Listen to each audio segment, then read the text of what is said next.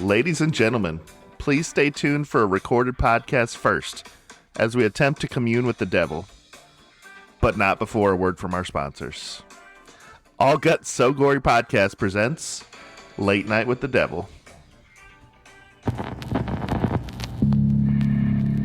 On Halloween night, 1977, America gathered around for a live TV event that shocked a nation.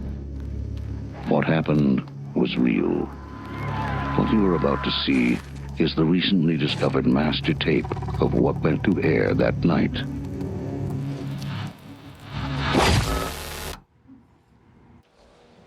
We have Mr. Ladies and gentlemen, now, here's Mr. Mitch Jack Delroy.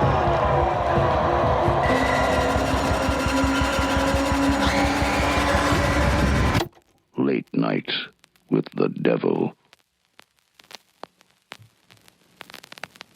The mad and macabre. Oh, what monster could have done this? I'm just gonna bash your brains. Live or die. Make your choice. Wake up, little girl. Playtime's over. You don't know what death is. Sliced and diced. Okay. Hey, after you guys settle down and sit down from the intro music there, stop dancing a little bit. We'll start talking. Hey, today we've got a great show lined up for you. We've got jokes about Reggie Jackson and President Carter's brother. Ooh. We'll be co-hosted by two funny cats. Wait, I'm getting a signal from the table. Is there a Monty and a Matt and Chip? No, definitely a Mike and Charlie. Welcome, gentlemen. Good to see you again, Justin. Hey. We met amongst the tall trees, remember? We did. I thought you were supposed to say, Charlie thinks you're a very handsome man, Justin. I thought that went without saying. Okay, right. I sound handsome. Yeah. That's all that matters on radio, right? Anyway, I picked this film for a few reasons, guys. One, I think it was very effective. I think it did its job very well. I think about this movie pretty often. It's a newer one. As a rule, we try not to do anything that's been released in the past year or so, maybe a year and a half. We don't want to spoil anything too early because we go pretty deep into these. And then the third one, which is kind of contradictory to that, it's slept on and not a lot of people have seen this. So good luck if you're listening to this. But hey, we do label the episodes, right? Right. We shout them out, right? Yeah. Okay. Let's start with Charlie. What are your 2 cents on this movie? And give it a score out of 100, which will represent our own popcorn meter. Excuse me. I liked it. I liked the feel of like the 70s talk show that they did really well, and the clothes people were wearing, the music, people smoking everywhere. But it took me there. I liked it. Out of 100, that's a hard one. I don't know. I would put it in the 70s, probably the low, like a 72. All right. And 73? what about Miguel over here? Yeah. So this was my second rewatch of this movie, and I remember the first time watching it, I liked it, but this is a movie that came with a lot of hype. It was a Shudder original, and so it was already made by a studio that knows how to do horror. And so a lot of people in the horror community and in the Shudder community already maybe had some biases, all right? And so this was hyped as hype could be, I think, when this was coming out a couple years ago. And I don't know that I think when I watched it the first time, I was like, that was good, but it wasn't like all that they were talking it up to be. On second rewatch, I'm like, this was really good. This was better than I remember. And when people complain that Hollywood doesn't make anything new or have any original ideas or that everything is a sequel or a reboot, this squashes all those. Like, this is a fresh take. This is a unique way of storytelling. This is a movie that just ups the ante every step of the way. It gets a little more tension. You're kind of waiting to see like how far they're going to push it, where it's going to lead to the whole time. You're hoping for a good payoff and you get one. This is a great movie. I like it a lot. On a 1 to 100. Yeah. I'll say 88. All right. Wow. Okay. So we got some hype. from this guy. No, I don't know what it is about me, and I think it sounds like Mike's get this in him too. Like when people tell me it's a near perfect movie, I come in like Carmichael in this show. I come in being like, well, I'm going to tell you why it's not perfect. Right. And then it takes a little while to warm up to some stuff. This one, I knew it had some hype. It definitely had some hype. And I'm going to talk about that just right now here. Critics kind of are in a good range. It's all good range. So Metascore was 72, and the tomato meter was probably an unfair 97%. Right? That's what gets us a little nervous. Yeah. That's when they say a movie's like it's certified fresh, which they said this about this one. You're like, okay, well, I'll be the judge of that. Right. You don't tell me what's hip. Right. The audience was more in line with you two. User score on IMDb of 7 out of 10. So that matches Charlie's. And then the popcorn meter of 82 for Mike there. And I'm up there with Mike probably. I would probably say 85 or so myself. This film came out in 2023. It was originally released at South by Southwest, it looks like, in March. Mike mentioned this is a Shudder movie, so I don't think it was ever intended to have a long theater run, right? Probably not. Grossed $10 million domestic and 16 worldwide on $1 million budget. Shudder's really showing up. I mean, like you see a lot of like Blumhouse, A24, a lot of those. And then now I'm starting to see more and more like Shudder original movie, and I like what they're doing. Yeah. This movie starts with a ton of studio title cards. Oh, yeah. It's like 7 of them, wasn't it? It's 9. Oh, 1, 2, okay, 3, 4, 5, 6, 7, 8. It's 9 of them. The first 2 being IFC Films and Shudder, which I think all fall under the AMC banner. Right. So, yeah. Yeah, it was almost comical to see all the different cuts that with the production. You're like, oh, here now the movie's starting. Nope, that's Cinetic. Oh, now it's starting. Oh, that's AGC Studios. Like, okay, now it's starting. Yeah. Nope. Amazing fact here. I don't know if you guys got this far into your research. 20-day shoot. Did you guys get into that? No, hell no. I don't do homework. You know that. Basically, Seems long. less than Saw, right? Wasn't it? A little. Saw was it just around that too, right? Yeah, so 20 days. Or for Saw, they only had a couple actors for only like 2 days, and they had to get all their stuff in a couple of days. But when you think about it, they're in basically in one set, except for like the Grove scene, right? Probably borrowed a director's house. Yeah, it's just like okay, we're moving on to this scene, and 3 they could have total. They could have filmed them back to back in order because everybody's queued up already where they need to be, basically. Right. On this one, I didn't get into what scenes were shot in chronological order or anything like that. But yeah, I can imagine it was probably pretty easy to organize, like you were mentioning there. There's probably somebody out there going like, fuck you guys, that 20 days was hell. It took me, I was up for 24 hours straight one day, just wrangling all these people into 20 days, you son of a bitch. I lost 10 years of my life making this. I had a stroke. I missed the birth of my child. Right. So obviously the shorter shoot helps it meet that $1 million budget. From the research I saw, a lot of actors in there, like most of them, are from Australia. This thing was shot entirely in Australia. So I would imagine that shooting prices are production costs are probably down doing it that way for sure.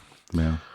There's not a ton of, we're going to get into some of the actors and stuff, cast and crew, if you guys are ready for that. Yeah, sure. Let's do this. All right. Directors. Listed are Colin Cairnes and Cameron Colin. Brothers? I would think so. Or unless it's like Smith. Cousins. There, right? Could be cousins. Could be married. It's 2025, guys. Come on. Anyway, so I'll see. The only thing that stands out on both of theirs was a movie called 100 Bloody Acres. I have not seen it. I probably will watch that after this episode, though, because I liked what they were putting down. Sure. Yeah. Yeah. I didn't notice anything in their IMDb that stood out to me, but if they make other things after seeing Lightning with the Devil, I will check that out. So, you can't not spend about 5 minutes talking about the star in this one. Actor David Dastmalchian starred as Jack Delroy, the late night host with the most, if you will, on the show Night Owls. He's got 48 movies listed on his IMDb and 28 TV series. Where did you guys first see him, and like maybe he has a standout? I mean, if he's been in that many movies and that many TV shows, I probably have been seeing him for like the last 10 years before I saw him in Suicide Squad, the second one. And yeah, I don't know where. That's what only time I remember seeing him before this movie. Okay. So this movie was probably the first. This movie was not the first time I saw him, but when I saw this movie, I was like, he looks the guy from The Dark Knight. Right. There's a scene in The Dark Knight where one of Joker's thugs at the 21 gun salute, the parade, the procession for when they think Commissioner Gordon had been murdered, that,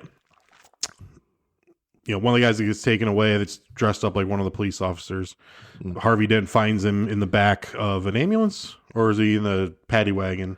But his name tag says Rachel Dawes on it. It has his girlfriend's name on it.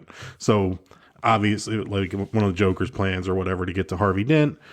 But that's this guy. That's David Dastmalchian, and that was his first film role when I looked at his IMDb. But his face is so recognizable, and I mean, I've seen The Dark Knight probably 50 times. But it's a tiny little role, but his face is so recognizable and so like unique that when I saw this movie, I immediately was like, he looks like that guy from that scene. Right. Looked it up. Happened to be the very first thing he did. No, I that's exactly where I saw him first, is in The Dark Knight, and then everything after that, he was that guy from The Dark Knight, right? Until even in Suicide Squad, like he was a scene stealer for sure. He was one of my favorite, the polka dot guy or whatever. Yeah, I mean, he was great, but it still didn't turn into David Dastmalchian until this. This is what put him in my mind as a, you know, not a that guy. Now it's David Dastmalchian. He does all the heavy lifting in this movie. Right. He's in every scene. The acting is top notch. Well, he won. I don't know if I'm stepping on awards. No, I didn't get to the awards, so go for it, man. So this movie, he won Best Actor in a Leading Role for a Fangoria Chainsaw Award. This movie also won Best Screenplay for a Fangoria Chainsaw Award as well. But I agree. This acting performance it's emotional on different levels. He has to turn on the charm to be the guy in front of the camera on live TV. He has to turn it off for the scenes when they cut this commercial and they're going to commercial break and he's backstage, but not turn it off all the way because he's still acting, because it's still a movie. Right. So it's tough, and he is in every scene of this. He's the through line. He's in every scene. He's doing all the heavy lifting in this. It's a great performance. So some notable TV series he's been in 28, but some of the notable ones: Twin Peaks, he had a few episodes on the reboot. One Piece on Netflix, the new MacGyver show, Gotham, and one of my favorite recent shows on Apple, Murderbot. Have you guys seen Murderbot yet? No. Have not. Oh my goodness, check it out. He's good in it. But yeah, he's quickly becoming a pretty prolific actor with a lot of credits. Good for him. Yeah. I don't know. Are you guys season pass holders yet on him? Like, if you put out another one as a lead, are you guys? Yeah, I guess it depends. What about a horror? It was a horror movie. Yeah. Sure, yeah. I'll tell you what, like, in Dark Knight, I was like, that guy would be immediately picked out as a bad guy. I'm like, pull him out. Right. He looks creepy. And until this movie, he was like the creepy guy in a lot of stuff, right? I don't remember. Did you see the Boogie? Else. We watched the Boogeyman together, right? He was remember at the beginning, the one that was haunted by, right? Yeah. I don't remember. Yeah. All right.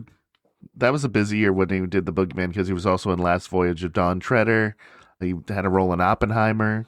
That's right. Yeah, I forgot about Tons that of one. stuff. All right. The rest of the cast and crew was going to kind of be easy. Laura Gordon, who was June Ross Mitchell.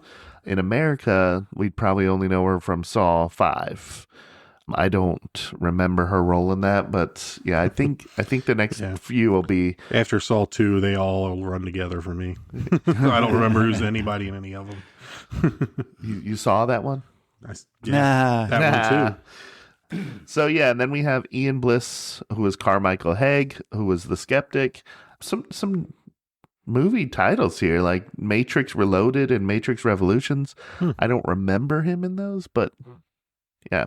And then Ingrid Torelli, also this is Lily. This Lily, is yeah. another one that you have to talk about, because without a Lily in this one, it doesn't work. Without somebody who's pretty creepy and pretty, but still kid-like, right? It still has to be amazing casting, because it's exactly what she is, creepy and kid-like at the same time. It's like Very, she was very good performance. sweet, by polite, but there was something sinister to Like her. she don't turn your back on her look. Oh no! Don't provoke her is the lesson here. Yep. 'cause Do you have she to be- seems normal until they start being like, let's try to get that thing out. Mr. Let's Wiggles. not. How about that? When she comes out, she's just staring down the camera. I'm just laughing because it's like so. What's the word? Unnatural. That I'm looking for. Okay. All right. So many subgenres in this thing. I think it's we debated on, was it VHS? I think we debated, somebody threw out there this that's is a real found footage. it's found footage. And when I watched it again, I'm like, I guess it fits the category, but It does, because they do, like, it's broadcast, the broadcasting part, and then they switch to like a black and white for the master footage. to like somebody could be walking around. The only part that I saw where I was like, well, they break out of that was when they do that mass hypnosis thing and you see the worms. Right. That's the part where it's like, Well, that means that they show the actual footage of what really happened, and then you're like, well, that's the part where they put up the third wall and you're watching a movie at that point. I think what they were going for was the viewer of it was also hypnotized, right? I think that's what they're going for. So I thought about in that, the but I moment don't we're know. seeing the worms as well. Yeah. But it wasn't perfect. It was definitely not flawless. Yeah. The narrator in this, it starts this off by saying, like, here's the raw footage of a taping from 1977 of the show, and after, like, when they, like, we go to commercial break, like, taping of the show, they're not going to follow the host backstage and have these intimate conversation, right up, like, that they're making a movie at that point. Right. Sound footage would be like the camera's rolling and then we cut the break. Like, the next thing you see is when they come back from break. True. No. They do. I guess Which they discern that by having the color and then the black and white when they're on break. Yeah. With the sure. different, So it's like spliced in there. Yeah. Right. But it's not a full on found footage. Yeah, and I think the biggest thing that didn't make it feel the same way is, like, David Dastmalchian, while he's an awesome for this role, he's perhaps too present in our Hollywood for us to ever believe that this was a found footage, right? I think found footages should have some kind of element of, is this real or not? Yes. What are your thoughts You don't on that? know who any of them are. Yeah. Right. Like, that helps, but I would still count this as found footage. I agree. It fits in the It's got category. enough. But I didn't have to Google, did this happen? Right. Right. Yeah. I mean, since Blair Witch, no one has to anymore. Right. No one has to do it anymore. Huh? All right. So let's see. Possession, subgenre, supernatural horror. I like to call this a deal with the devil type of movie. Any other subgenres you guys can think of? Retro, I guess. Retro. Yeah, retro. Yeah, that's pretty cool. I do like the 1970s aspect of this, like Charlie was saying. It makes it feel a little, I don't want to say more believable, but like there's no, on live TV in the 70s, I feel like anything could have happened. Like, Jack Ruby was shot live on TV. Like, Right. That's like, I mean, that was the 60s, but still. But you feel like back in those days, you feel like anything could happen on TV. Nowadays, like, there's nothing, not anything's going to happen on TV. But what I think about this is that, and why movies, I feel, in the theater will never go away, even though we've had movies in our homes since the 70s, is that you go to the movies to go somewhere else. And when the movie takes you somewhere else, and when you add in it's taking you to the 70s too. I mean, it just like layer and layer and layer, and it's better when it's done effectively. I want to go somewhere else, and this movie's taking me somewhere else, and it's cool. As our elder statesman of the group here, Charlie. Yeah. 1979. Where were you? What were you up to? Were there shows like this on every night in your house? I didn't stay up that late. Yes, Okay, but like gotcha. my parents would. Much like Lily, you were in bed by then. Yeah, I was 10 years old. I knew about Johnny Carson and stuff like that, but I wasn't part of that. Right. Right. I didn't get to experience that get part to of the bed. 70s. Yeah. Right. What about Mike when you were growing up as a kid, early 80s, or both of you guys? When did we start staying up for some of these late night shows? For me, it was the 90s. So I was born in 84, so I was a teenager in the mid to late 90s, and it was around that time where, like, in summer times when we didn't have school, that I was staying up late and had a TV in my room. My parents would go to bed, and I would keep the volume down really low and sit 2 feet away from it so I could hear what was going on. And I would watch Jay Leno sometimes, like late at night, and Conan after that. And You said you were going to do a Jay Leno impression for us. No, I did not. I never said that. Hey. I don't have one of those in the bank. But I really enjoyed that stuff, and they were funny, and the jokes were funny, and that's how you start learning. As a kid, I started learning things about our political leaders and important pop culture, and who's popular in music and movies and what movies are coming out. That was the vessel for that. I think for me, it was the 80s, like the late 80s, like in high school. I had a friend who was really into David Letterman. Nice. And I started watching some David Letterman stuff. And he was kind of like the outsider. His show was rougher than like Carson, or I can't remember who else was out there at the time. But, it was like the tiger cam, like he put like the dog cam, all the different cams that he would put out there. And, was he the Will It Flesh guy, or was he his top 10 list? Top 10 list. Yeah. No, I spent a little time with both of those guys because I didn't even know I should hate one or the other until they made it a thing later when it was Letterman and versus Leno. Yeah. Because there was backstabbing and all this stuff, and it makes sense now. Well, they went on still. each other's shows at one point. Right. Like, Leno was always on Letterman, right, as a stand-up. Well, I meant as like, I think one time they crossed over as like a guest spot. Gotcha. And Leno was probably on Letterman because he was younger. But I was never, I don't know if we want to do this now, but Go for it, I was man. never a Letterman fan growing up. Okay. I feel like Leno was like fun. Like the band was fun. Kevin Eubanks was a cool guy. And I feel like you didn't get Paul Schaefer. You just didn't get it. Didn't get it. And I feel like Letterman to me just was not funny. His jokes were not funny, or maybe his writing staff, I guess too. But then he would it wouldn't be funny, and then he'd let the jokes rest for like a minute and a half before getting to the next one, or banter with Paul for a minute. That cringe humor though. I like the cringe humor. Yeah, where he like knows it's not funny. He's like pulling his collar, like ooh, that's great though. It humanizes them. Yeah. It appealed to me. I like Right. it. And then the top 10 lists were never funny. I'm sorry, they just weren't. Yeah, I asked the guys to come up with people like Jack Delroy that maybe didn't always capture that number one spot, or when they did, you're just like, I just don't get it. Maybe they signed some kind of deal with the devil. Yeah, That's I think like Leno had like headlines. He had jaywalking. He had bits that were just hilarious. The headlines bits were so damn good. I used to love those. And then I feel like with a talk show, there's like a give and take. Like it's a platform for the stars to promote their project, and also you have the big stars. They make your show's ratings go up, so you appreciate them being there.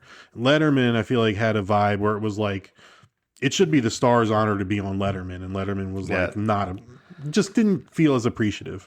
And his big bit, instead of like headlines jaywalking, was like the stupid human tricks or whatever, and that wasn't all right. Yeah, it didn't gold. vibe with me at all. Coming in hot. Just didn't vibe with me at all. So I didn't know it was going to be Leno and Letterman that was going to break up the band, because I feel the same way about Leno. He seemed like my grandpa's type of humor, and just wasn't. It felt easy at sometimes, but they both had some bits that were awesome. Like you said, the headlines where the people like Big and Butt got married or whatever. Right, Those are funny, or Harry and Wiener. Exactly, yeah. It's the Harry Wiener wedding. Yeah, exactly. So good. Those were funny. Conan came in, was goofy, and I loved Conan, but he was a little later at night. But we're kind of at a bad spot, and I don't do late night much. It's all YouTube now, or it's all TikTok, where you watch clips of what stuff people were doing. Yeah. But you have to have cable, which half people in the world don't have anymore. Yeah, so including me. I think we're in kind of a lull right now. And I'm definitely asleep by 11:30 usually. So. Oh yeah. I think I got time for that, man. Yeah. Oh, hell no. I watched Conan a ton, and because I came on at 12:30 on the East Coast, and I watched that a ton when I was in my late teens, early to mid 20s, when you had jobs where I was working in restaurants or whatever, and you get home from work at 11 o'clock at night, so you're not getting up until noon the next day. You're like, drink some beers and eat some fast food and watch Conan, or a scary movie. And a scary movie. And Back then it was yeah. I was like, I don't mind if I go to bed at 2. Now it's, what the hell was I thinking? Right. Oh my God, it's Go to already bed 8 at 2. o'clock. My kid's waking me up at 6. Like, nope, Yeah, I had that ain't a happening. conversation with myself the next morning. You did this to yourself. All right. Are we ready to get into the movie a little bit? Yeah. Sure, let's try it. Oh, wait. Charlie, you prepared one that you had hard feelings on with the which late night host can you not stand, you just don't get. And you can go with a modern one. Oh my God. I'm going to let you cook on this one. It seems like you're passionate about it. I'm going to make this quick so we can get on, because he doesn't deserve our time. Jimmy Fallon. You talk about somebody that I like is not funny. I'm sorry, Jimmy, if you listen, but I can't fucking stand your humor. Okay. I didn't like you on SNL. I don't like you as and your laugh. Damn, It's you're just making it personal. everything about him. I just can't. I don't understand it. I mean, you could replace him with a one-legged dog, and I think he would do a better job. Wow. That's harsh. It is harsh. I don't know why this is so visual for me. You know what it is your feelings about talented SNL. people getting I think a break there's- like I this think there's two kills me. camps. There's two camps. The ones that loved to see him break in every single character in SNL, and you. This is the camp that was like, and it carried over to whatever he does the rest of his life. And I appreciate some of the music stuff he does, Right. like when he gets together a bunch of people, Right. That's a lot of fun. But that's it. I can't. So you like the clippable stuff, but not. I think what I notice with him is like everything is like the most hilarious thing he's ever heard in his life, and I can't. It seems so fake, disingenuous. Yeah, this guy kills me. I did not like him on SNL because of the breaking on every single bit, even when something wasn't that Not even funny. funny. He was Right. breaking. He just saw Horatio Sands and started laughing. Right, But I think he's good as a show host. I just don't think his show is good, and I don't think that's his fault. I think when he was, first of all, the band also part of the show too. Having the Roots is cool as shit. So he's got the Roots, which is cool. Then he's got when Conan took over Leno's spot on the Tonight Show, and Jimmy Fallon took over Conan's spot. Jimmy Fallon's show was good. I enjoyed it, and then Conan had a short-lived run, which was pretty well known as the Tonight Show host before him and NBC had a falling out, and then I think Leno came back for a short time, and then Fallon took over the Tonight Show. Right. So Fallon's show as the late night with Jimmy Fallon was good. The Tonight Show currently, I think they just play too many games. I like the talk shows where they come in, then the A-list star is telling you about what they got coming out and telling a story about filming it or telling a story about whatever is interesting. I'd rather have 30 minutes of that with an A-list star than 10 minutes of that, and then we're going to play Pictionary for 20 minutes. Like, that's shit I just don't like. And that's what his show mostly is, which is probably not his fault. And it's probably the producers. He goes along with it. He's the host. You go with what works with the ratings. For sure. And that's where we're at with these shows now. It's like 5 minutes of the star and 20 minutes of playing a game, and I'm like, I want to hear more from the star. I don't need to see Margaret Qualley playing beer pong. Sorry. Right. So before we move on, I do want to date myself a little bit here. I remember asking permission to stay up as a kid to watch Chevy Chase come out with a talk show. Yeah. I was a big Chevy Chase fan. I didn't know the behind the scenes. I did not. Right. I was. I like his movies. Right. I Yeah, I was little. cannot stand. Weekend Update is a good starting point to get you there because Seth Meyers has his show now and et cetera. So I remember vividly asking my mom if I could stay up to watch it, and I got to, and I was underwhelmed, but I thought I loved it. Yeah. Right. Anyway. Yeah. So, all right, let's jump in. Oh, one more time.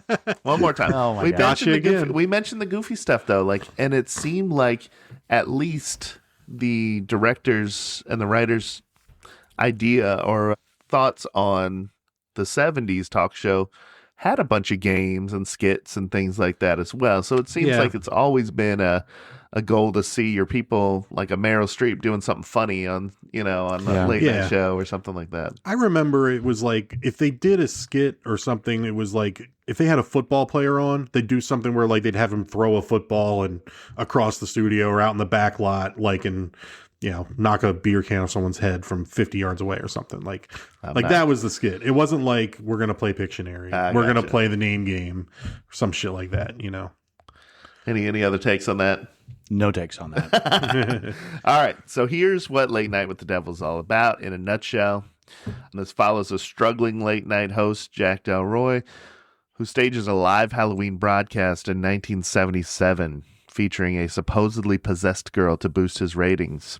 What begins as a campy paranormal stunt quickly spirals into real terror as demonic forces manifest on live television. As the body count rises, Jack is forced to confront a horrifying truth. His own ambition may have made a deadly pact with evil. It's a good Pretty summary, right? There it is. I'm in. In a nutshell. Right? I'm in. Obviously, you don't want to know the end in their summary.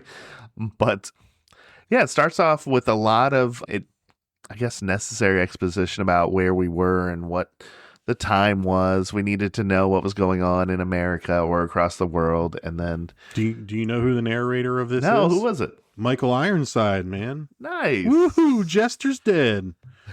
Top Gun, Scanners. Yeah, I was about to say Scanners. You started with Top Gun? You didn't start with the one? Of course I started with Top Gun. Everyone knows I'm from Top Gun. Everyone in the world that sees this would be like, that's the guy from Top Gun. Total Recall, too? Total Recall. Yeah. Yeah. It's the bomb. Yeah. It's the bomb and Phantoms. He's a bomb Phantom Joe. All right. So, yeah, we find out that he was kind of the second Ran at first when he started his talk show, right? He was always behind Carson, right? Mm-hmm. The whole time. Always chasing him. Always chasing Carson. I think it meant a lot to be the number one share getter. Didn't the title cards and stuff show that he fell to like 39th in the share rate? Something like that. Yeah. 30 to 40 somewhere. Geez Louise, for somebody who was like number 2. Yeah. That's quite the dip. Well, I mean, like Johnny Carson's got around this time has like Burt Reynolds and Paul Newman on, and fucking Jack Delroy's got Christo, the psychic. Like, of course you're 40th. That's true. And he started dealing with maybe some Jerry Springer type guests. It seemed like, he knew people were going to come on and start swinging, or like he knew he could arm wrestle a little person. I was like, nice. Damn. So he went lowbrow. Right. He went real lowbrow. Yeah, he comes out on the stage just like anybody doing his monologue, and it's sweeps week, right? Mm-hmm. Which is funny that they had to define sweeps week for the audience, because my kid Atticus was watching this with me last night. He's like, "What's sweeps week?" And I started to explain it, and then he did. So I'm like, "Okay, just listen to him." Yep. Right. Yep. Really, where I think contracts were up, so new advertising dollars were spent in different areas. Mm-hmm. Do you guys remember sweeps week when you were kids? Like, yeah, sure. That was when sitcoms put up their best episodes or put up their most heartwarming, most emotional, big twist episodes. Very special episodes. Very special, special hour-long episode. Or how much skin they could get away with was always in those that week. Sure. Yeah. Or like a character like got caught smoking marijuana. It was a big deal out of nowhere. Not the reefer. Or Will gets mugged in Fresh Prince, or something like that. Ones, Carlton goes and buys a gun. That shit was crazy. That man. was crazy. God, that shit was crazy. Carlton, that's not your life, man. You ain't about that life. No, he is not. Oh, not about all. that. You're about Tom Jones and doing the little dance, man. Or Mr. Roper catches Jack and Chrissy and Janet in bed in some kind of. So I have very small memories of Three's Company. That was I he was love supposed it. to be gay. Is that what it was? He's supposed to be gay because a guy cannot live with women as roommates, but a gay guy can. Okay. Even though that, in that Loophole. time frame, that was really progressive. Really progressive. So sweep weeks were nuts. Yeah, people would get shot. There'd be an explosion. There'd be all this stuff. So his idea is, hey, we're going to bring out somebody and we're going to do a live, not seance, but we're going to do a live what is it? Invoking of the Devil. Evoking Right? of Yeah. the devil, yeah. Yeah. Through different mediums, through the psychic, through the hypnotist, and then through this doctor who brings on Lily, who was possessed by the Some demon. They had a name. Abraxas. Abraxas. Abraxas. Yeah. I remember that because Abraxas is all about the foolery. Actually, the name of our favorite magical incantation comes from the name. Abracadabra. Very good, Jill. No, yeah. So he had the lineup exactly. You mentioned Christo, who is a medium, I guess you could say. Yeah. A bad one. A bad Yeah. one. You had a former professional magician, illusionist. That was Carmichael. Carmichael. And that's based on a real person. A real person. I can't remember his name right Okay. now, but he had the money out there. The whole bending spoon thing. There was that where he tricked the media into believing that these guys were actually doing this stuff, and the media bought into it. And then it turned out that it was all a hoax, right. Yeah. and made them all look stupid, and was basically trying to show that. You can't believe what you see. Like people just fuck with you, and they're fake. They're 100% fake. And he really did have carried $1 around a million. chest. Yeah. It If was you like- could prove it, never cash that check. Right. Nope. Never cash that check. And then we had, obviously, to end this, as his finale, he had Dr. June and Lily on there. Dr. June had just written a best-selling book or a highly acclaimed book about this girl that she had saved from a cult house, essentially. Or not, she hadn't saved it, but the child was saved, and she ended up raising it. She was like her essentially. therapist, Right. psychologist, whatever Yeah. she was. Okay, so that's a full lineup right there. Yeah. And we had with him always Gus, his lovable Poor Gus. sidekick. Fucking Poor Gus, Gus. man. Just get shit on left and right. No Gus. musical guest for this episode. No musical guest. I guess the Rolling Stones were booked. I don't know. I Maybe think they- it probably maybe would they have were been on like Carson. Herman's Hermits or something like Yeah, that, no. but like late in his life. KC late in and the his- Sunshine Yeah, Band. exactly. Case like in like 2 of the Sunshine Gang. Yeah, They right. wouldn't have Just the 2. whole, like, they Not couldn't hang KC. No, hell no. it. Just the You got Sunshine Gang. Cliff and Jeff. The Exactly. the bassist and the saxophone. So I guess I forgot to mention in the introduction that the narrator does, he mentions Jack's life to this point, the ups and downs. With him at all times was his beloved wife, who was a Broadway dancer, maybe some kind of performer, right? Yeah. So they've been married forever. They were the Hollywood it couple, basically, and enduring, maybe like a Tom Hanks, Rita Wilson type of thing, where it's just a Q score of like 100, right? Yep. Everybody loved him. Yeah. No drama. No drama. Nobody was seen holding hands with somebody else or anything like that. No Kardashians. No Kardashians. Dalmatians. Dalmatian. All right, anyway. Dalmatian. It's Dastmalchian. Dastmalchian. Okay. And for those at home that didn't know how to say it, we use a mnemonic device he gave us that's the small chin. Yeah, it's fun. Okay, so with that, he also everybody loved it, Jack, except for his affiliation with a group called the Grove. Right? Which was a cult for the rich. Cult for the rich. Men's only, I believe, too. Men's Of only. course, it has to be. Come on. Prominent political figures. 3 presidents, they say, 3 right? presidents. Go to the woods. It shows video of one of the ceremonies or a dramatization of a ceremony, but you'll notice a guy in an owl suit, which the owl symbolism comes up, obviously, and the night owls. You see ceremonies talking in different languages, all that stuff. Interesting stuff. Stuff I don't mess with. Charlie does, but I don't mess with that. Oh, yeah. I can't talk about it, though. Is this like Scientology before Scientology, maybe? Or is this like Epstein Island without the kids? Oh, I think the kids were probably there, to be honest with you. Apparently, there were rumors of orgies because Carmichael was about that life, apparently. Yeah. He wanted to spill the beans on that. Yeah.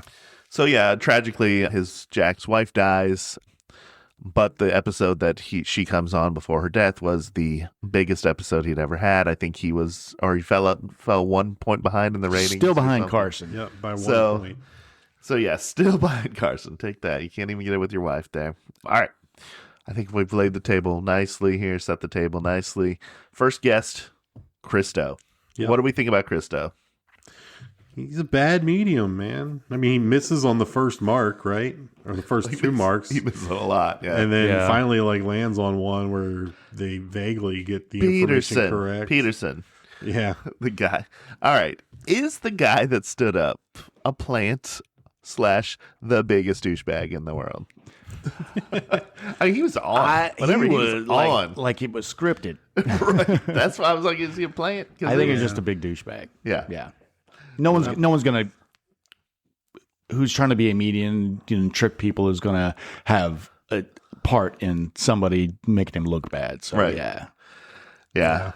It's your wife crossed over, right? Well, if you mean you ran off with my neighbor down the street, then yeah. Well, I'm sorry. Yeah. No, my golf game has never been better. He was ready, man. Yeah, he was. He could have hosted his own show. Right. And then he finds another, he pulls the spirits, tell him another name, and it's Edward or Ed, and then it's Edmund.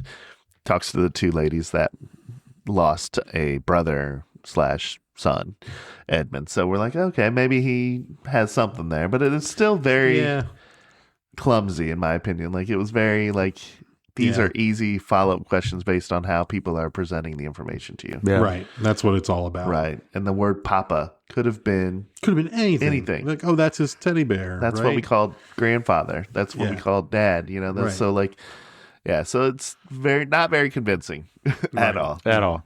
Then they bring before he leaves, though, he gets a violent signal from the crowd or from from something, whatever, from the other realm, right? Yeah. Millie, yeah. So violent, yeah. And I think Jack tries to be like, "Do you mean Millie? Do you mean Mandy?" And he's like, "No, it's Minnie." He was very adamant. It's definitely Minnie, it's and not somebody. Not a similar name like the other marks in the crowd. And this is part of do you think Jack told Christo that?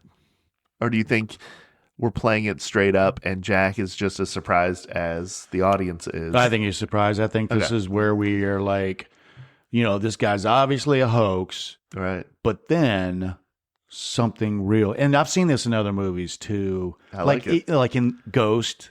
Right, yeah, Whoopi. Right.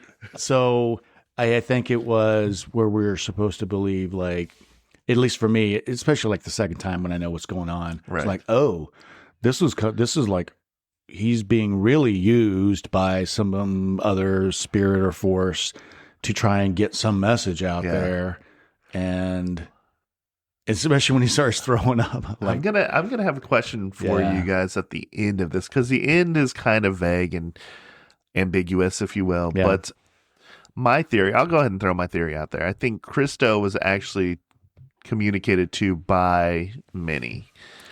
And then, I think the thesis they want us to jump on is that Abraxas was kind of doing it a little bit. Yeah, I think Minnie was trying to send a message out there, a warning. Right. But then Abraxas stepped in and fucked up Christo. To get him out of the way. Maybe it's like an open door situation. Like once that door was open, Abraxas could walk in as well. Minnie was getting in there, but Abraxas was like, I'm coming get the fuck out of here. Making you throw up black goo everywhere. Yep. Yeah. But before he starts throwing up black goo everywhere, Carmichael comes on and is just an asshole. Is Carmichael just as big of an asshole as the plant in the audience, or bigger? Well, I think that's who he is. Because he just, like as Charlie said, it's based on this real guy that made his living disproving people like Christo. Yeah. And that's what his goal was, to come on and just be like, nope, you're wrong. He pulls out the money and he's like, anybody can prove it. Here's a check. The real guy wasn't an asshole like that. But the character was very effective. Those lapels, man. Those lapels were crazy. Oh, big lapels, man. Anybody wear brown and orange together? They did. I think anymore. Not anymore. Ironically, costume parties. If you want to say, hey, I'm from 1979 or 77 or whatever it was. 77. So yeah, Carmichael comes out immediately, pretending to doing all the sleight of hand stuff that shows, hey, I was good at close-up magic. I was good at, also the suggestions, the mentalist type of stuff. He was good at that stuff. We learn about him. He spars with Christo. Christo tries to storm off, basically. Mm-hmm. Then he throws up. Ambulance rushes. Projectile. Bro, yeah. Black projectile vomit. But, it's called spouting. It's called spouting. No worries, guys. Spouting? It's called spouting. Oh. It's a vaudeville act that many people can do. James Randi is the guy, the amazing Randy. That's the real guy. Okay. Yeah. Everybody who listens to this, check out James Randi, the amazing Randy. Yep. But that was who Carmichael was kind of set up to be. Right. Just a guy that was disproved. I did like the nod and the wink to Ed and Lorraine was in the little video of Carmichael where it's like, I had a little project to do in Amityville, and Ed and Lorraine declined my invitation to join me. Yeah. How do you feel about Ed and Lorraine, Charlie? The amazing Randy and Carmichael have it right. It's all bullshit. It's all bullshit. Okay, it's made up, and these people are grifters. That's all there is to it. There's a reason why that check never got cashed. I'm going to go on the record and say I don't stand with Charlie on this one. I mean, those kind of movies get me. I mean, it's kind of like a primal thing, but I think it's all bullshit. Yeah, I don't mess around with the just in cases. But Carmichael was ready when he finally got proof. Remember? We'll get to that. Hold on. We'll save that. Yeah, that was great. That was good stuff. The groveling, right? He just like, boom. I accept that. Right. Anyway. It was the best. Yeah. So, I don't play with the just in case like Annabelle's upset when you laugh at her or something like that. I'm like, what's up? What's up? I see you. I recognize you. Mike, what are your thoughts on, the supernatural in general?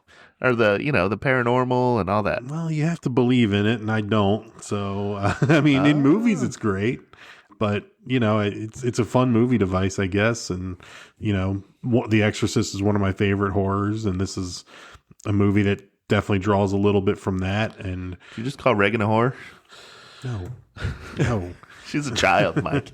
I know, which is why I did not say that. And Zeus.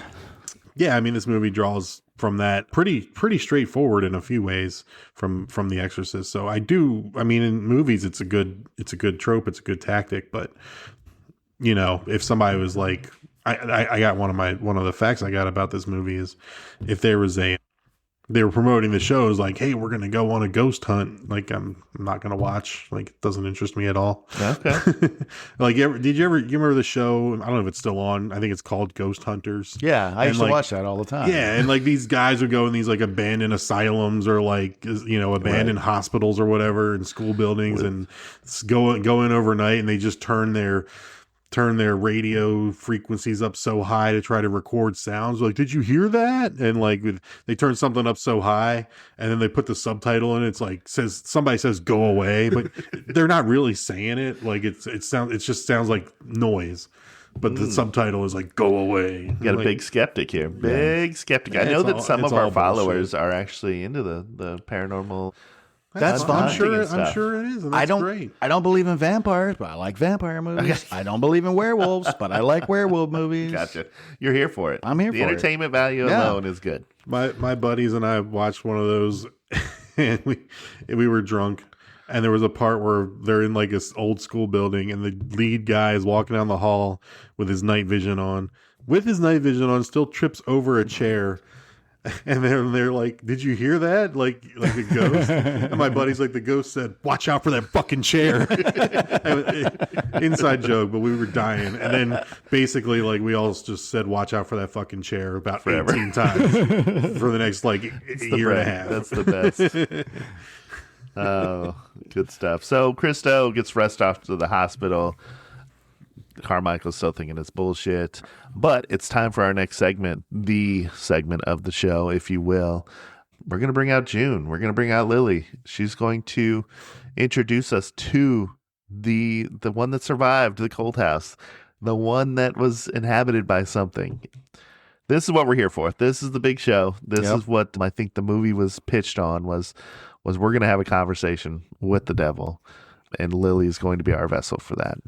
So far, I mean, I'm on the edge of my seat, like, at this point, right? I'm like, this is, as I imagine the audience would be too. Yeah. We mentioned this a little bit. She comes out and she is both cute and kid-like and terrifying at the same time. Creepy as fuck. Yep. The voice is like, it's off, right? And I don't know if that's just because she's doing an American accent for this, but just something sounds like there's something underneath it, right? Right. Something in her eyes, trust it, a little shifty. Oh, yeah. Seems to be too intimately. As if something else is in control of right, her. as if. Okay, so I'm not sure exactly the time frame on here, but we find out that the audience is eating this shit up, right? The producer's like, hey, the phones are ringing off the hook. Christo was a success. Keep it up, because we've got important people in the audience. Sweet. They're having a meeting tomorrow about who's going to lead, whatever. TV talk, right?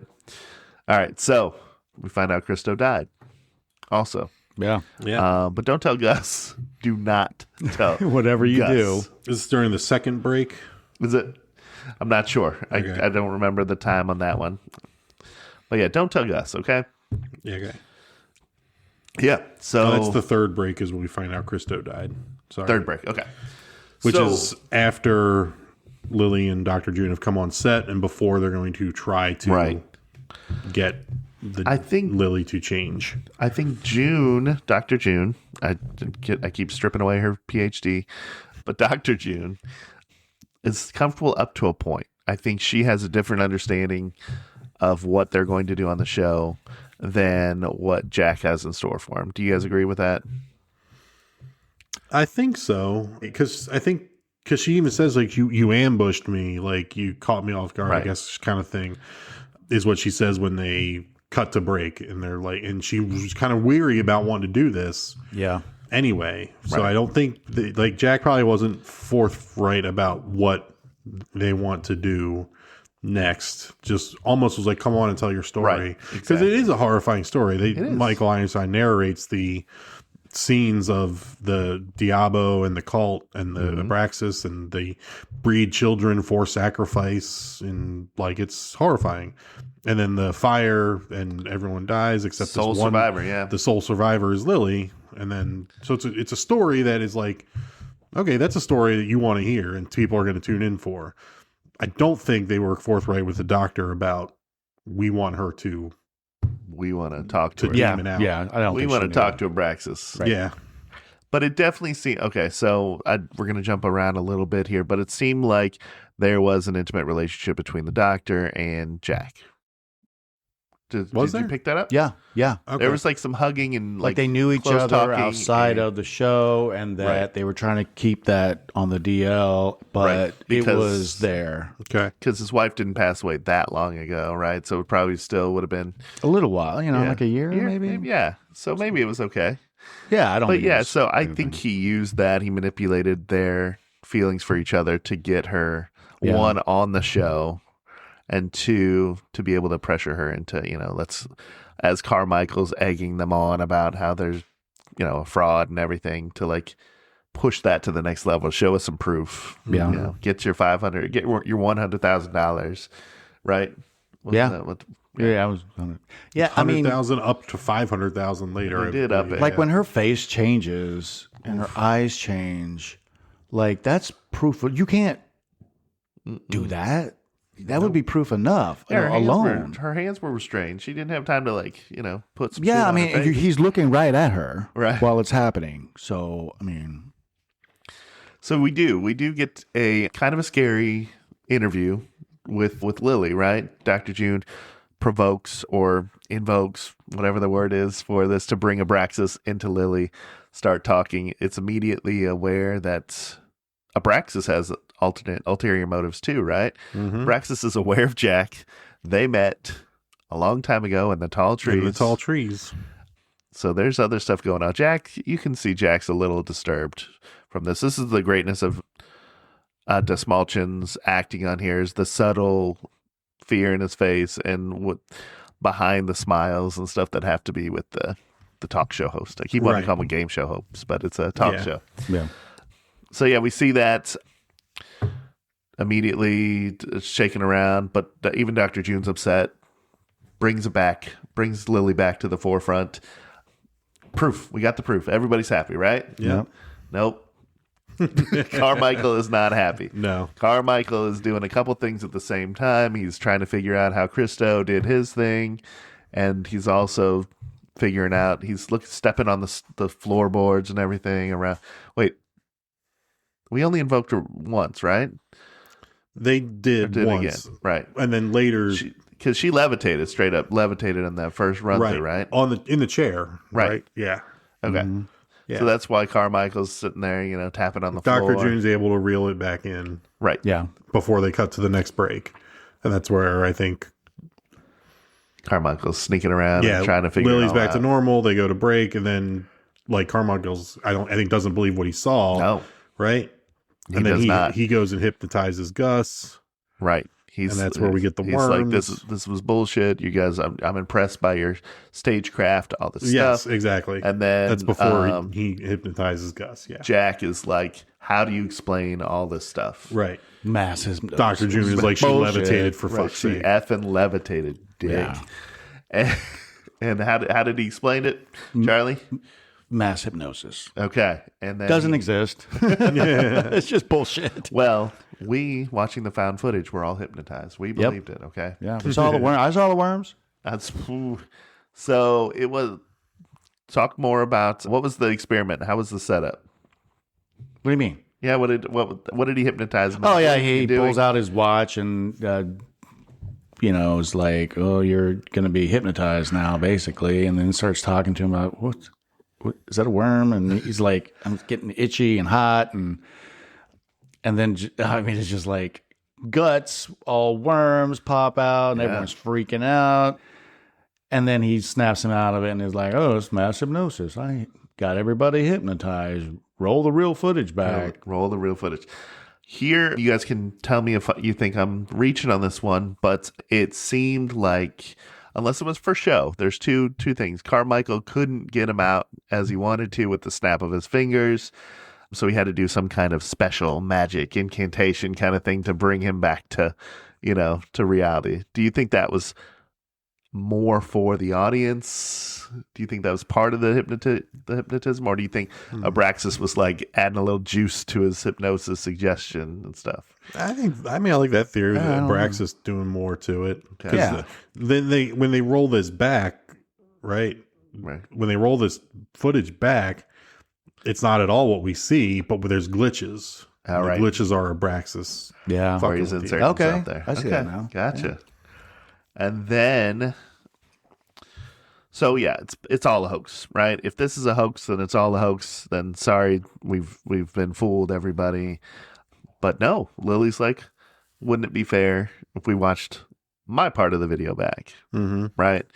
And that is when they see the transformation 1, and then Jack sees his wife touching him on the shoulder, as they seen step by step the slow motion footage or whatever, and then all hell breaks loose. Carmichael's like, "This is low even for you," and all this shit. So, but yeah, where are we at so far on how we're doing with the movie and how the setup is? Good. Yeah, good. I mean, we're up to basically Lily the second time, Right.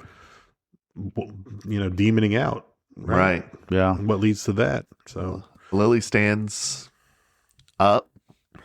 Lightning, electricity comes into the TV. Her head starts to split. Yeah. It was really good. It was She looks like, what's the bad guy in X-Men? Magneto, with the fucking shit coming out of her hands, the electricity coming out of the hands, Yeah. or whatever. Like a 70s version of that. Yeah. So Gus, People in the crowd are running for their life. And Gus, being the devout Catholic that he is, runs at him, trying to use everything he learned from The Exorcist. The power of Christ compels you. The power of Christ. Snap. Gus got Poor Gus. fucking Gus. head snaps, falls through the glass got table. got. Flipped around, falls down. Then everybody's, obviously Dr. June's like, hey, I got to get Lily back. Tries to do her thing. Levitated in the air by her freaking necklace. Yeah. Yeah. And then we got slices slits her her neck throat. slice her open. neck open. She falls Gus down. also pulls out the power of Christ compels you Right. from The Exorcist as he's throwing water on her, and that's when Right. she snaps And his then- neck. And then Carmichael, the Then best, the Carmichael. funniest scene of the whole movie. What does he try to help? No, he drops to his knees. He Right. pulls out the check. He's like, I'm I a will- believer. I will be your tool on this earth, oh master, something like that. Like he Carmichael's flipped. great. He was ready for it. He thought he could do it until that check burned up. And then the Check lily right just now. melts him. Yeah. That was good. and then we get to, everybody's trying to run away. Technical difficulties. Technical difficulties. Or we get the snow first. We do Everything get is a little snowy, and we stuff. see the demon briefly show up in the snow. Yeah. It coming through the TV, and then I do wanna touch the on- station technical difficulties. Believe it or screen comes not, up. there was a tiny bit of controversy behind this movie. Did you guys get into this or no? All right. There is So something there's- controversial this is based on, but I don't know if it's what you're going to talk about. Oh so no, go I'm for talking it. about.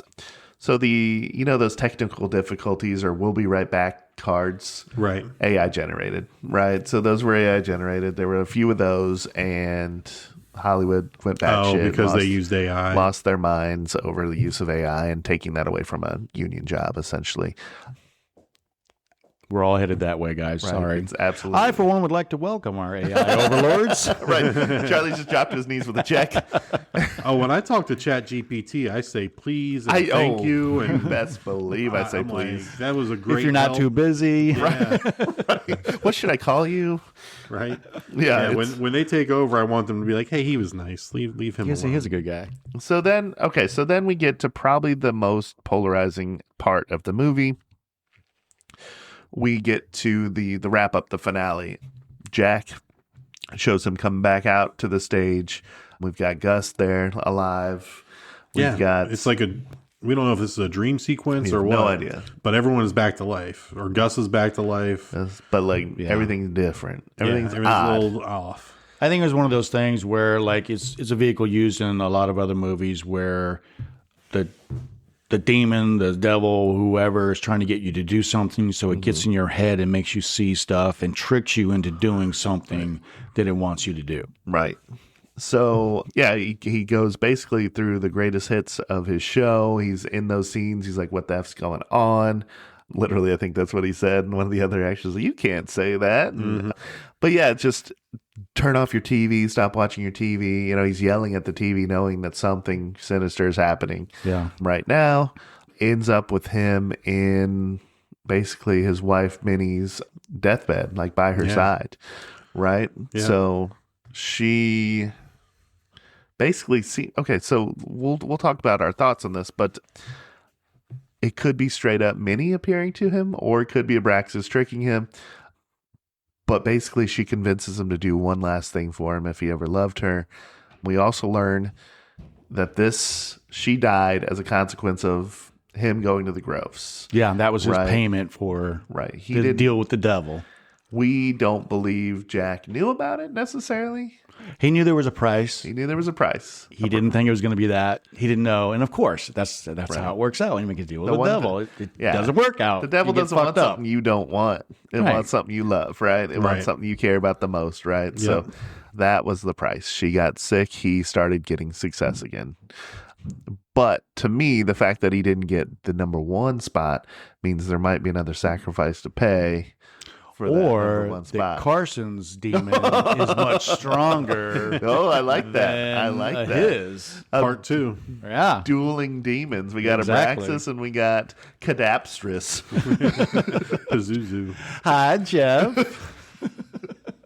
So basically, she convinces him to take the sacrificial knife that has been Chekhov's sacrificial knife. It's been there the Yeah, whole it's- time. Yep. You knew it was coming into play, right? Yeah, from the satanic cult. Carmike, That yeah. comes that sacrificed had- children. She was Yeah. going to be the sacrifice. That that didn't was- happen. Weirdly, that was one of the grosser scenes where all the bloody hands were rubbing all over that thing. I'm like, ugh, you better watch. You better get some iodine on You that. get the HIV. You better watch out. It's the 70s. Yeah, they didn't have that yet. Yeah, it wasn't invented yet by the You're going to government. get the herp. The herpessyphilitis. Anyway, yeah, so he stabs her and immediately lets out probably one of the best gasps in the movie, like that he realized, snap, that he just killed Lily, right? Yeah.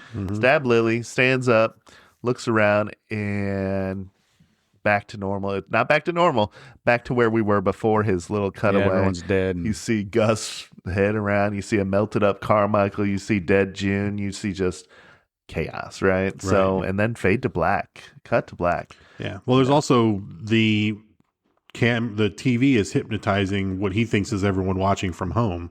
And so he's screaming like, turn this off, turn it off. So that was during his whatever. Yeah. Before he stabs her. He thinks he's stabbing Minnie. It turns out to be Lily. I guess not just fade to black. You hear sirens coming, right? You hear some shit's going to go down, right? So that's where we're at. Did the end work? Did we enjoy it more the second time? Let's talk about your thoughts on the ending. I think it worked out really well. That was probably the part that is the most formula, because like I said, it's a vehicle used that the demon gets someone to do something is by tricking them into thinking it's something else that they're seeing, and then they kill somebody or blow something up or whatever. But I liked it. I mean, it worked. It was good. I understand why it gets a high popcorn or a tomato, and why the critics loved it, because it's a solid movie. There's nothing in there that is just sitting around or bad acting or stupid dialogue or that doesn't make sense. In the end, it finishes the same way you get the entire movie is good. Yeah. Yeah, I think the ending sticks the landing. I think it's very much the devil plays tricks on you all the time, and we've seen this in other things like The Exorcist again. It's the devil mimics voices, mimics other people to try to manipulate you and whatever, and kind of have the same feeling. He's being manipulated in this end sequence, not knowing what to believe and what not to, and you get the same feeling. He finds himself back in some old sketches for some reason, so he's trying to get his bearings. He doesn't know what's going on. Right. It's almost like when Father Cairnes throws himself down the stairs or whatever. You get that same feeling of like, I guess things are fine now, but I don't feel good about it. Right. I'm not walking away from this one smiling. Would it have been better or worse had they just kept it rolling for a minute, and if we see Jack is going to jail for this or what? No, I think it was good to leave it to where we just, use our imagination or just, it's something that's thought provoking. I hate people when people use that, but it is. It's like, it makes you think about the movie after the movie's over. That's what a good movie does. What thoughts did it provoke for you? Do you think he's going to jail?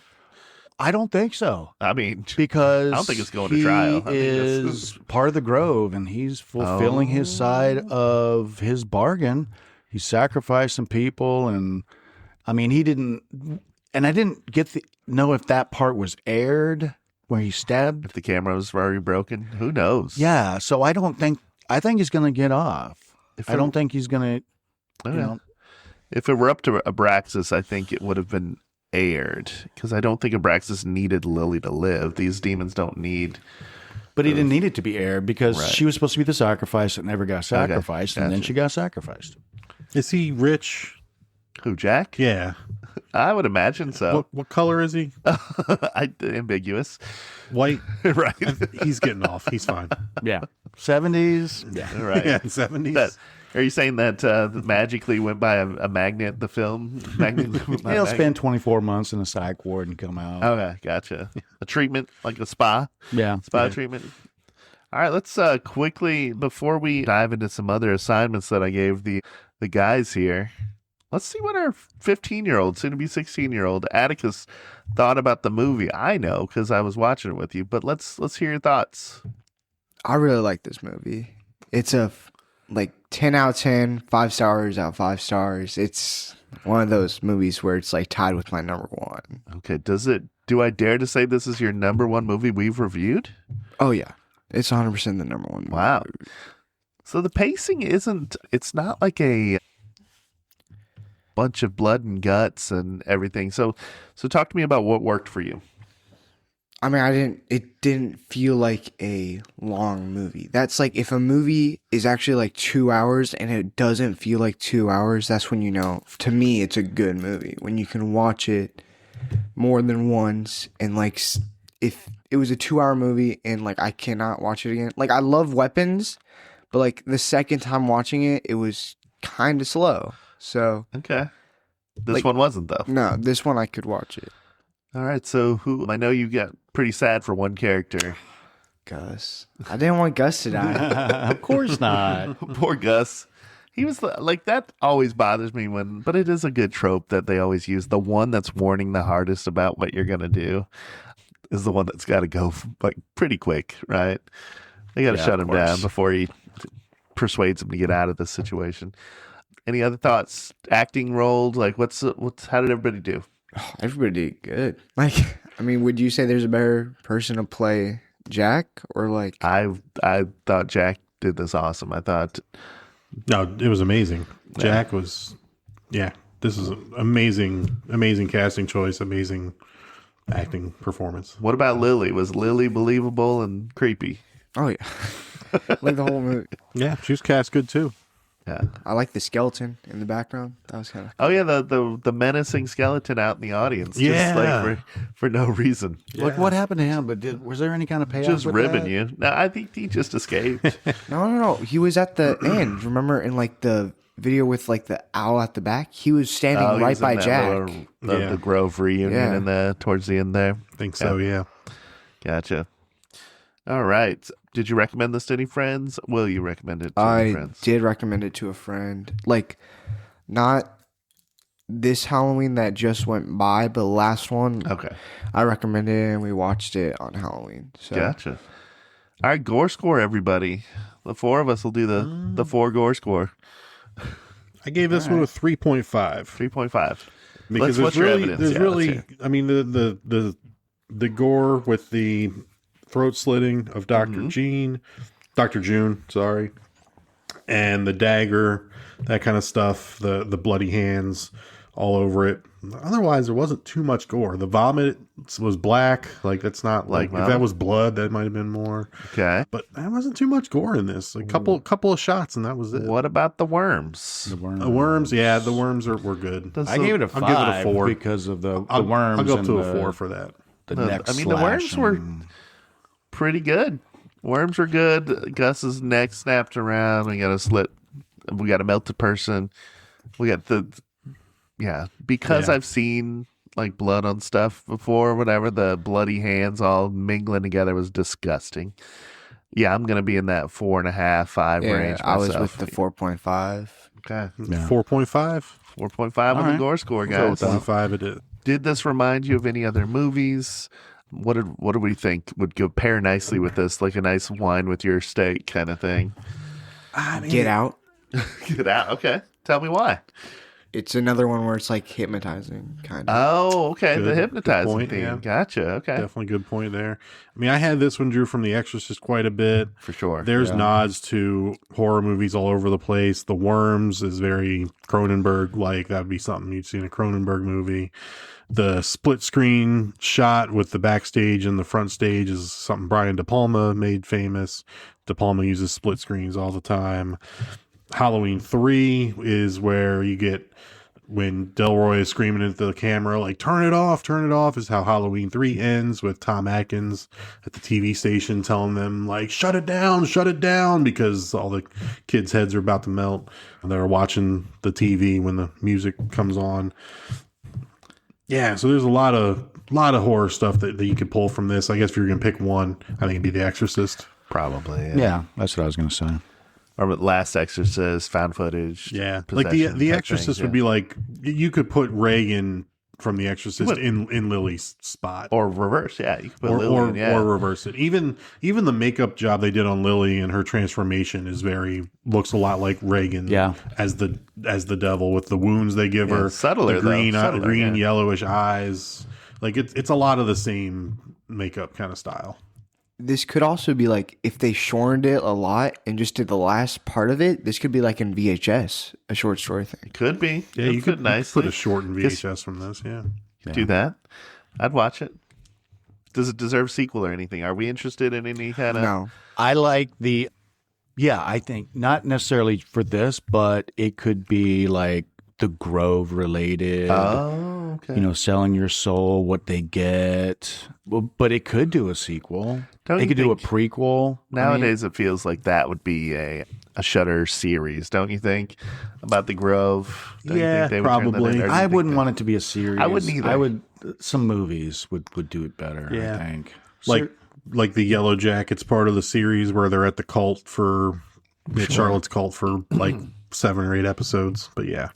All right, I don't know if you guys did the homework that I asked, but I asked you guys to come up with a few other deal with the devil type movies. Like, I made a deal with the devil. Did you guys think of any? Yes, the one with Angel Heart. Angel Heart. You took mine. I mean, that's a really good one. It's really good. The end De of that Niro? movie is wow. Yeah. De Niro plays Rourke. Lou Cipher. Yeah. Can you think of any deals with the very devil apt. movie? Ready or Not? The Ready or board Not game? is very much a deal That's with a the deal, devil. especially at the end. The Yeah. board game the family is very much affected by their deal with the devil. Princess and the Frog. Like Mike. Tell me he wasn't. Dude, Air Bud. Mike says like, or Atticus That says, dog definitely made a deal with the devil. that's a devil dog right there. I like the memes about like having to go home and tell your family that you got like whooped up by a golden retriever. This is the best. Can I throw one out there? Yeah, there's a lot of. Home Alone. Who's the deal with the devil here? So when Catherine O'Hara is at the airport trying to get back to Chicago, she says the line, "I would sell my soul to the devil himself to get back home to Chicago." And who then walks John up Candy and taps her on the shoulder is John Candy. Offers her the ride. John Candy is the devil in Home Alone. Nice. Wow, who knew it? Who knew? Is that some alternate fan theory that's been out there? Are you just starting it? No, that one's been that out would've there. been a hot take. There's another one that Kevin McAllister grows up to be Jigsaw. I don't know. I don't buy that one as much. But the thought that John Candy's the devil, I'm like that. That's Well, there's fun. another thing about Even though John Candy's the nicest freaking guy ever in the world. Right. Did you see the documentary they did? Not on him? yet. Yes. It's so good. It is really good. Okay, I'll have to check it out. I didn't know because he's really big in Canada, and I know he's like really famous. I just did not know how famous he was and like among Hollywood and how respected he was, and how I didn't know how much people liked him or how likable he was, because they said like his funeral procession in Hollywood, they shut down the highways, and they were like, they've only done that twice, and both times were for presidents. And like they did it for him. Do you know no what one we're else talking ever? about? That's pretty incredible. John Candy. yeah, the really nice guy at Home Alone. Like the one with like they had the instruments and stuff. Yeah, the polka band. Yeah. Polka. Yeah, that's him. So he was in a lot of movies, Yeah, Uncle Buck and a bunch of other stuff. Summer SCTV, Rental, so right. funny. Yeah. Yeah, how's it going?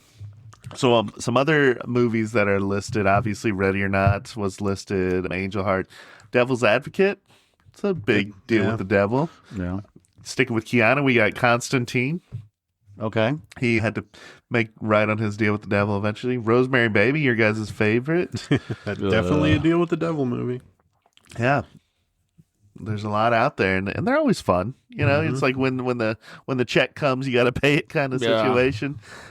Guys, what are some other thoughts on this? I mean, I failed to mention the tagline was a warning. Some viewers may be disturbed. Yeah. That's the poster tagline. What do you think about that, guys? That's a good Pretty poster. apt. Good. It's what you would see right before something airs on TV is like warning, the following may be disturbing to some viewers, or Yep.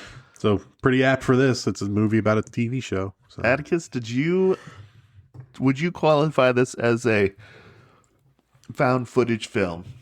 Yeah, Did you classify it as okay? it's a found It footage does film. fit the rules. I mean, like I was kind of harsh on it when we talked about it during VHS, but like it does fit the rules. But in my mind, it's got to be like, would I Google this and see if it really happened, kind of thing. Well, that's only because Blair Witch Project did a good job. Like Cloverfield's also a found footage movie, and you don't need to Google. That's that. true. That's true. I don't need to figure out if aliens hit New York or Destroyed whatever. New York. Yeah. I mean, I might, you know. Did this happen? You don't know if that's something happened in a different dimension or something. Right. I mean, could you name another found footage movie that you needed to Google something that happened? Well, maybe Paranormal Activity. It's like I know it was pretty widely advertised, and I was skeptic. I was cynical as hell after Blair Witch. I was like, you're not fooling me again. Right. There's one called The Fourth Kind that I hated. I've mentioned this before, but Mila Jovovich, the way they did this was Mila Jovovich played like the dramatization role in the movie, but then they kept working in these, this is the real footage of what happened kind of thing. So they tried to trick you again where it's like, she's doing this, but then I found out that actress was in some other stuff too, and the real footage, I'm like, you guys. Right. Anyway, I was mad at him. Fool me, shame on me. Big mad. Actually, another found footage is like Hell House. Like, did you have to look that up? Do I have to look up Hell House? No. So I'm not a fool. All right, guys, what are some other thoughts on this movie? What worked well? What didn't? You want to go through a couple of the other categories we usually do? Sure. Best today. kill? Oh, poor Gus. Poor Gus. To me, it's Gus. Yeah, I put Dr. Gene, dude. Like getting levitated and your throat slit, like, dude, that was hung then throat slit. That was good stuff. I think how long it took actually worked against it on the doctor. Well, I mean, how about 1A and 1B kind of situation? But the Gus was just like snap fall kind of thing. Like, it was not just like Gus. Right. He'd been trying to get out of this the whole time, and yeah. You got a favorite kill? Well, Gus is like, I get why that would be a favorite kill, but I liked when the douchebag died. Carmichael? Yeah. Yeah. That was the funniest one. He's holding the check up like that's going to save him. Yeah. Right. Unfortunately, the melting was the least effective, in my opinion, though. They could have been a lot. It was like more a burning from the gruesome. inside or something. Like it was an orange glow. Like it was burning up from the inside out kind of thing. I felt like it was cool, fitting. but yeah, it wasn't like bloody. I always like a good flaying. Yeah. Exactly. Just skin flying off. Yep. That would Hellraiser style. That would have been better, yeah. Okay. Hooks ripping it off. Yep. I don't know if this is an are you escaping this? I mean, the audience, if you're in the audience, you're just running. I think a lot of them escaped. Yeah. So, I yeah. think they escaped. Except the skeleton. Dumbest character? I think this is easy. Christu. Christu. You ain't fooling nobody. Get the fuck out of here, Christu. Christu probably made money, though. Christu was like touring and stuff. Dumbest characters, people that believed Christu. Right. I mean, what about that producer? Like, should have. Leo?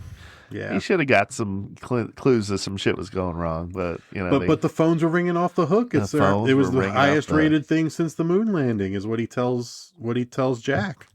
No, like, keep going. Christo is probably the dumbest one. Yeah, he's bad at his job. Yes. Yeah, he is definitely.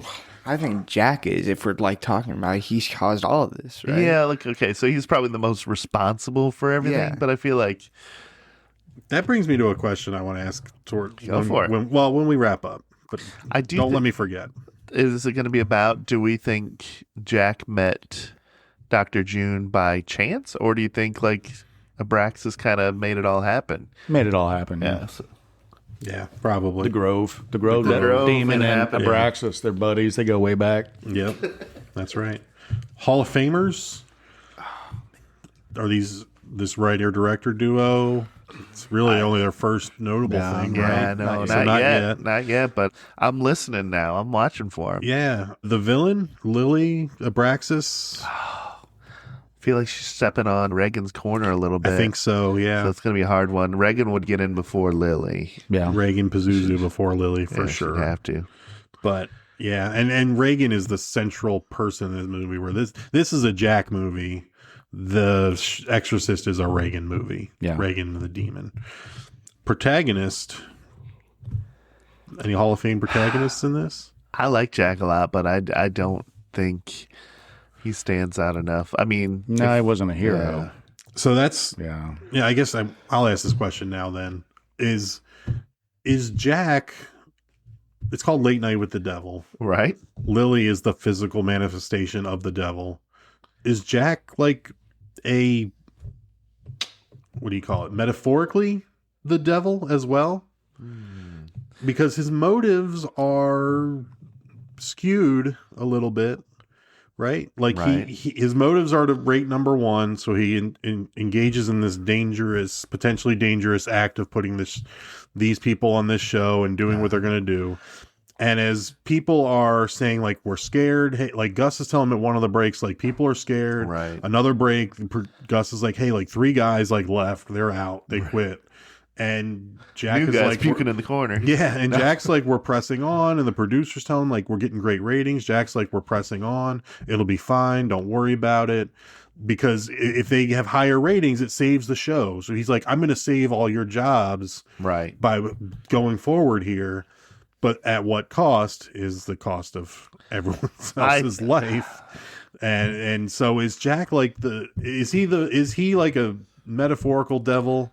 Because it's called Late Night with the Devil. Like, Right. It's Late Night with Conan O'Brien. It's not, so.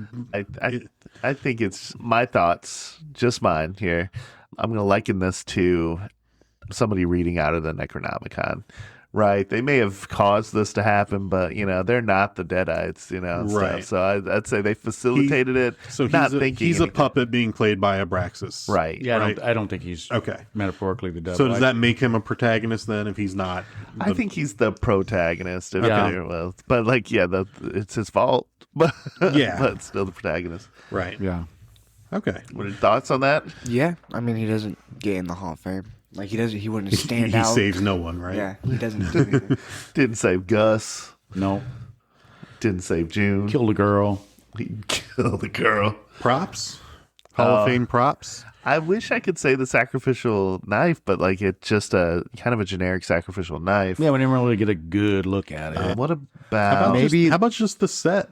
Like, could that be an experience? Yeah, in the you can wing? go up and sit on the set and take pictures. I was You're at the thinking hall- Dr. If you're June's at our necklace. virtual Hall of Fame, What? Dr. June's necklace. Oh, that would be tough to pick out of a lineup though. Yeah, the I book, think of the it. book, Confessions of the Devil. The check, $100,000 blank check. Yeah, before it burns up. Yeah. How about that big ass worm? So, The big ass worm. Oh yeah, that thing. That thing was definitely. nasty. Dude, that thing was gross. The owl suit, maybe, or would we think or would I don't know. it wouldn't make enough of an impression? Gotcha. Yeah. Any props? No props? Anything for I can't really think of one. Yeah, I can't think anything that would get I think the set's kind of cool. set. Okay, Yeah. it's a cool set. Yeah. Like if you see that, you know what movie it came from. Unlike Right. the dagger, like it's a dagger. Gus's pitchfork and horns that he was wearing. Yeah. That could be anything though. Right. Discount costume emporium or Right. whatever. Yeah. Just Yeah, you riveting. could just put the door, the night owls with Jack Delroy. You could just put the door, yeah. like hang Some that on kind the of wall. placard. You know? Yeah. That, like people would get what that is. Yeah. What else you got, Justin? Jeez, I think we're pretty much wrapped up. I thought this movie it had a lot of cheesy fun in it with just the feel from the 70s and the talk show. It had a lot of great tension building, good payoff. I'm going to keep recommending this to people for sure. Yeah. Yeah, for sure. I got a couple fun facts. Let's Let me hear spew 'em. 'em Thank out. you for Or doing my here's- homework for me. I'll send you good. mine. My dog ate mine. Stephen King loved this movie. As he should. I think it's even written on the poster or is even in the trailers, like how much like a quote about how awesome the movie is, and then hyphen Stephen King. Stephen King loves people that are not bad at the beginning in the movie and making you care for those people or whatever. Mhm. So I think that fits. You Yeah. definitely cared for Jack in this one. Yeah. And then let's see. Berwyn, Illinois, Jack mentions. We're located in Illinois, just outside of St. Louis. If it's a city I've never heard of or my wife's never heard of, she's like, it's probably near Chicago. Probably. Berwyn, Illinois is very near to Chicago. Let's see. The footage of the standoff, the 3-day standoff with Diobo from the satanic cult where that gets burned down, that is actual footage from the standoff with the Symbionese Liberation Army who kidnapped newspaper heiress Patty Hearst in 1974, I believe. That is Something footage like from that. Yeah. What else do I got here? How is the dagger on set? The police didn't put that into evidence. not That evidence? shit's not locked away. I think it was the They just- 70s. I think if you do something, there's people who collect this There's nobody to prosecute. They all got burned up. They all died. Finders keepers. Yeah, sure. This is Halloween 1977, so this is exactly 1 year before Michael Myers goes on his killing spree in Haddonfield on Halloween 1978. Maybe this awoke the killing spree. Maybe. And then I think maybe this might be the last one I have is there was a television movie in England or in Britain called Ghost Watch in 1992. The BBC put out this television movie, but kind of follows a similar plot where there's people are going out on like a ghost thing or trying to evoke the devil, like some supernatural sort of being. The BBC did not tell anyone. I almost messed up. The BBC did not tell anyone that this was a TV movie, though. They marketed this as it was like a live event. Like, that's hey, cool. Tune in. These guys are going on like a ghost hunt or whatever, or they're going to try to do this thing. And they didn't tell people it was a movie. Right. They just said like, tune in for this live event. And then people, when like throughout the movie, as the demons are showing up and shit, people called freaking out. And it's the only time it's ever been aired in Britain. They never re-aired it ever again. I think you can find it other places. Other countries have picked it up and aired it once or twice. But yeah, this is loosely based on that, where they're like, you know, people are watching this thing. They don't know if it's real or not, but it's marketed as being real. And people called like TV stations freaking the fuck out. Famously, What's it called? Ghost Watch, 1992 TV movie. Famously, they did that with War of the Worlds on the radio back in the day. Orson Welles? Yeah. Yeah. And people were freaking out on that one. There was another one they did in England. I think England's crazy with this, I guess, about like the aftermath of a nuclear event kind of thing. And Oh, wow. it's like it was meant to be. Is that the one that aired in America in like the 80s? Maybe. It was a TV movie, right? But I think it was filmed over there and it's banned now. Maybe.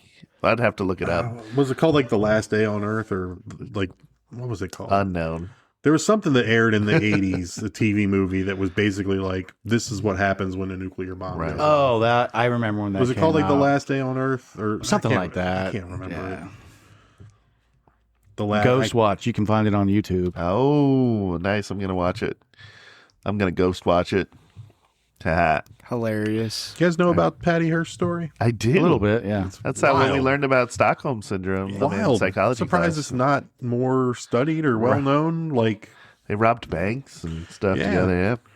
She was a victim of this cult and end up becoming a sympathizer because she was with them for so long, and then was jailed for 30 some years until Bill Clinton pardoned her and she got out. Now she's into acting, and she was in a lot of John Waters movies, and nice. It's wild life that must have been. Yeah. Holy shit. Wild and crazy guys. Yeah.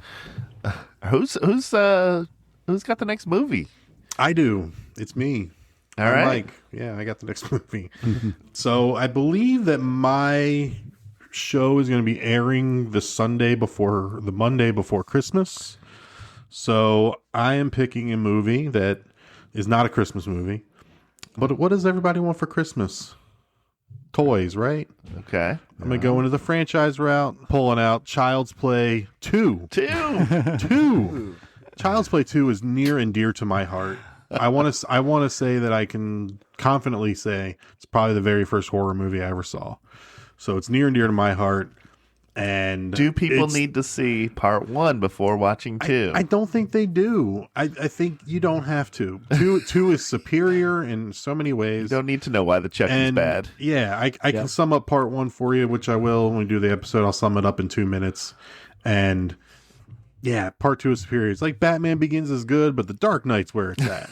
Right. Star Wars is good, but everybody loves Empire. You know, that's right. Atticus, have you seen Child's Play? Yeah. Which one have you seen? First one, the original, the Okay. OG. The OG. Yep. I'm skipping ahead to number 2. What's the killer's name? Charles Lee Ray. Charles Lee Ray. Based on Charles Manson and Lee Harvey Oswald and James Earl Ray. Yep, that's it. The one that shot at MLK. Yep. Okay. So, thoughts on where to find us? Yeah. Wrap it up. All right, I'll wrap it up. Yeah, This let's is wrap it up. All Guts So Gory podcast. You can find us wherever you wherever you listen to your podcast. You can find us. Best thing you can do is rate and review for us. That helps us shuffle up the algorithms and get into other people's places where they can find us. Follow us on Instagram at allgutssogorypod. Justin does a great job putting together our little Instagram posts and reels and stories, and they're funny. They're cute. I like them. And then that's basically where you can find us. We have mini episodes coming out on Thursdays. We have our movie reviews coming out on Mondays. We're going to take a little bit of a break around the holidays coming up. We're going to do a 2025 year in review episode. We're going to do a 2026 year to come episode before we get into the new year. And then once we get into the new year, I think somewhere in the first or second week of January, we're going to release a big episode. We're going to do one of the tentpole horror movies. It's not going to be a Justin's pick, a Charlie's pick, a Mike's pick. It's going to be a collaborative pick, kind of like our inaugural episode on The Thing, a movie that we all love. This is going to be another tentpole. A lot of people are going to love the movie we pick, so we're going to do it together. And we don't know what that is yet, so you got to tune in to find out. A goal for this year will be to stay on top of the current movies as well. So look forward to maybe quarterly. We kind of give what happened that quarter so we can be prepared for the Fangoria, Chainsaw Awards, and some other awards. So we can at least weigh in, maybe make some predictions on who we think should win. Those will make good mini episodes. Yeah, that'd be great. And then you guys can go on this Fangoria journey with us. You know, that should be our Oscars, right? It is, yeah. For a horror podcast, that is should be our sweet spot. Yeah. Yeah, I know Atticus has some good takes on 2025 movies for the end of the year, and we'll let him weigh in. I think my daughter's got a few that she wants to mention. Anybody else going to give their pitches on some good 2025s? I don't. Not right now, but on the episode Teddy? I will. Teddy? Oh, you mean not Not us. This not core us. group? I mean, Nah. Teddy's probably out. maybe get some from your wife. I'll ask. Your wife. Anyway, you can wrap it up, I guess. Oh, that's it. This was Late Night with the Devil. I hope everybody survived. Turn it off. Turn it off. Turn it off. No. Mike, thank you, Atticus, Charlie, Justin. This is the All Guts So Gory podcast. Andy, take us home. This is the end, friend.